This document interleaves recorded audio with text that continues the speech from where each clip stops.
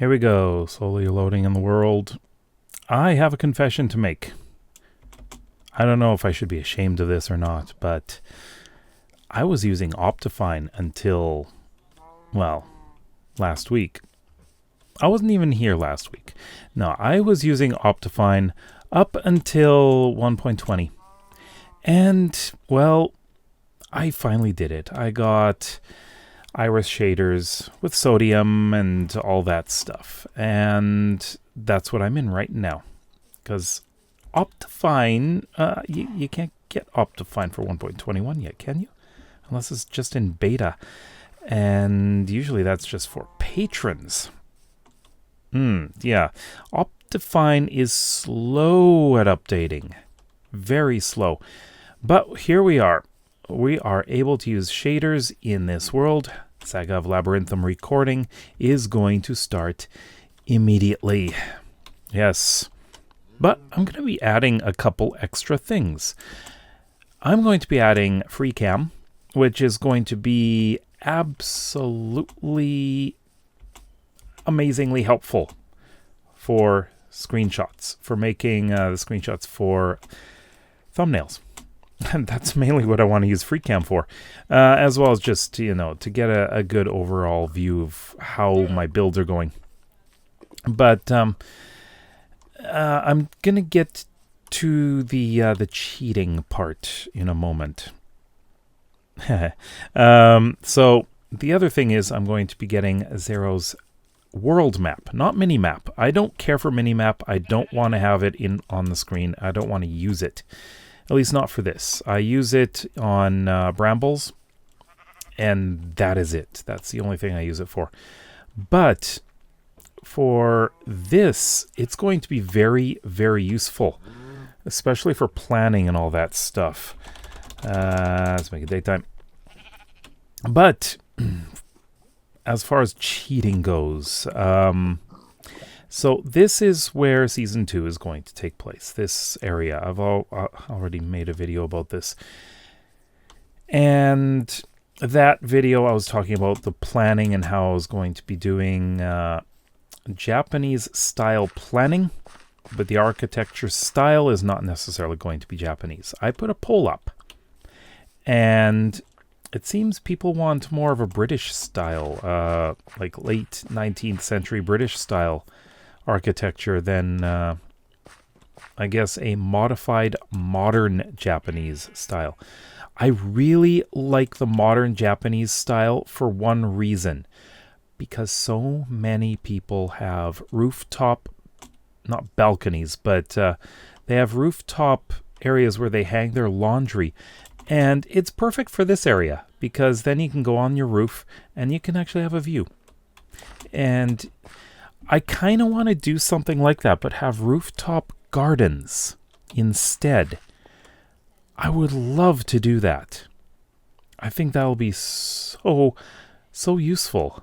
And I don't know, I just want to follow this guy around. But as far as cheating goes, I know what's underneath here.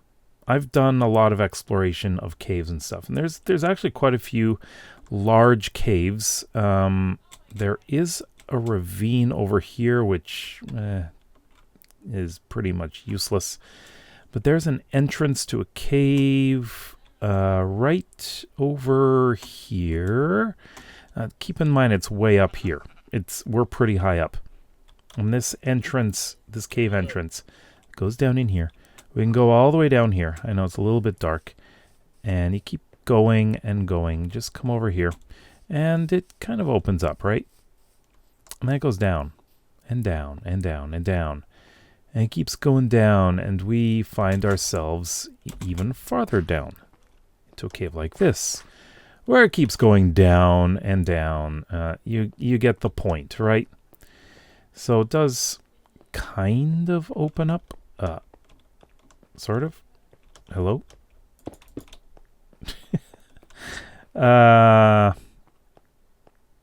Sort of. Wow. Well, it keeps going down. Let me just say that. So we have this very narrow passage going down. It kind of opens up here. But it keeps going down And it's so narrow. But eventually, I think well, we're in deep slate levels right here. Look at that. And there we go. So we can easily come down here and do a bunch of mining, and look at that. We've got a mine shaft. I didn't even know this. Okay.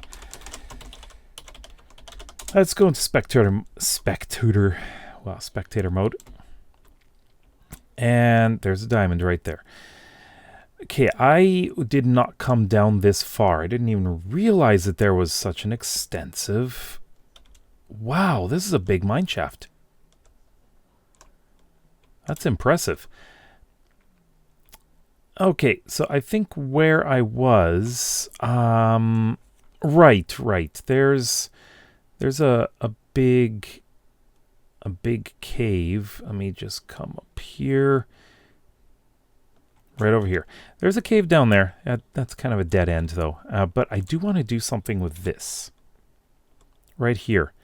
We've got this little inlet coming in here. There's going to be a bunch of rickety wooden fishing shacks, I guess you could say.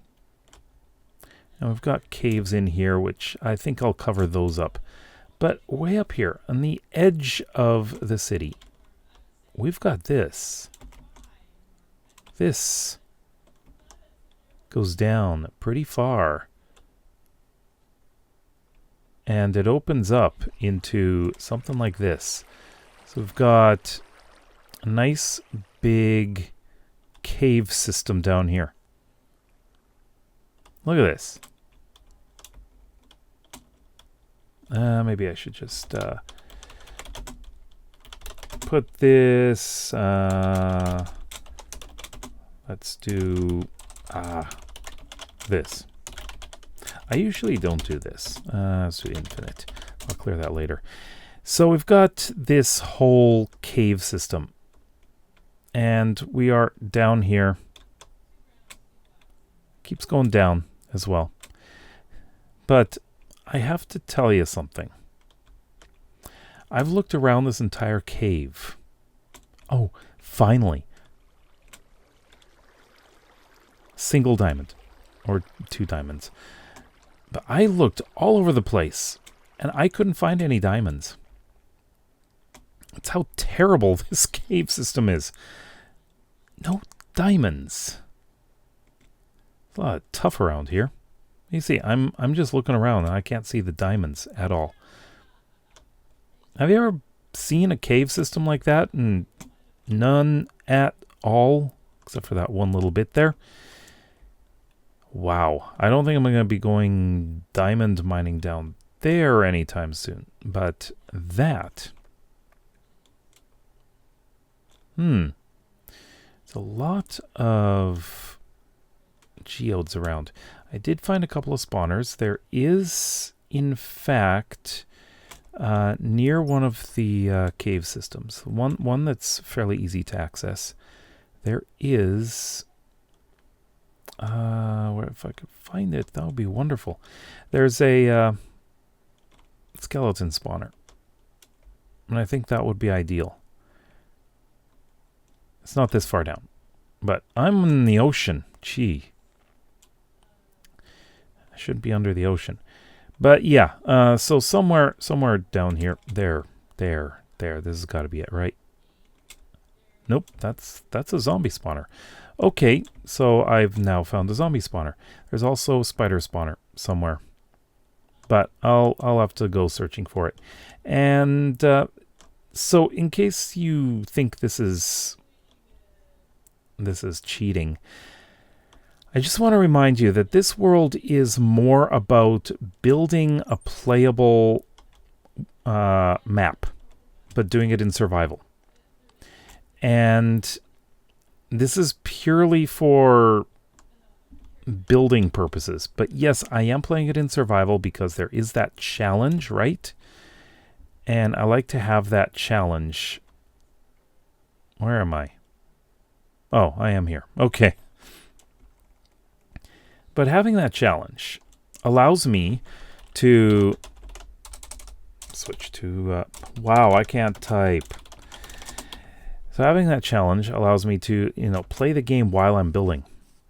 And I enjoy it that way.